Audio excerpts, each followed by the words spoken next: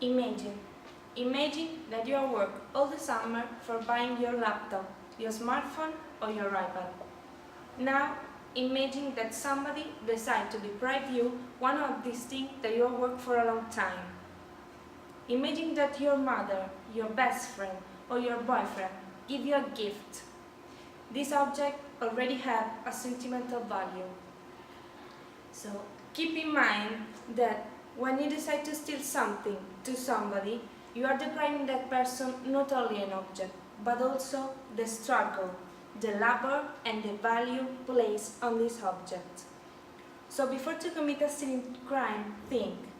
Think about all the work you have done to get something. Think about the meaning to give to every gift received for a person you love. Remember that every person has a story and the memories placed on a determined object. The object you want to steal to him or to her. All the work you have done is exactly the same, the work for all the other people. Imagine that your little brother is waiting for a bus at the bus stop, and the madman invests him with a car stolen just for fun. Is it fair? Or is it right that your grandmother, your mom, or your aunt should remain injured while she's going to the grocery store from an condition that is following by the police for a grand theft auto? I have a demonstration of what I'm talking about.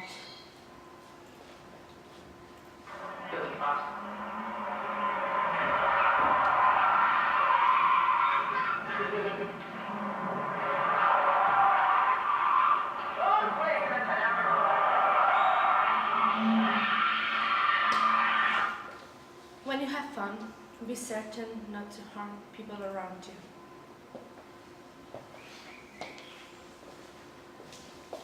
Imagine that your father has a shop. Doesn't matter if he sells vegetables or tablets. He works hard every day to bring home money to live. Money for you to buy what you want. One day, someone comes to the shop and steals something, or even worse, steals the money your father worked hard to earn. So then, you will not have money to live, to eat, or buy things. Imagine it just for a moment. Maybe the other person has a gun and tries to steal your father's money by using it, threatening him, but your father doesn't give him what he wants. The situation is increasingly tense. Suddenly, the man turns mad, takes the gun and shot. Your father falls down. The thief takes the money of the till and some other little things he can hide easily and runs away. It's possible that the police catch the thief and punish him for what he has done. Would you like it?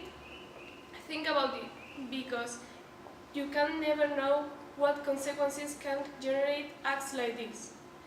What starts like a little robbery can take an unexpected turn and have a fatal end. So please, when the temptation of stealing things comes to you, stop and think. Would you like to spend the rest of your life in the prison? Or what will happen if the person in the other side was you?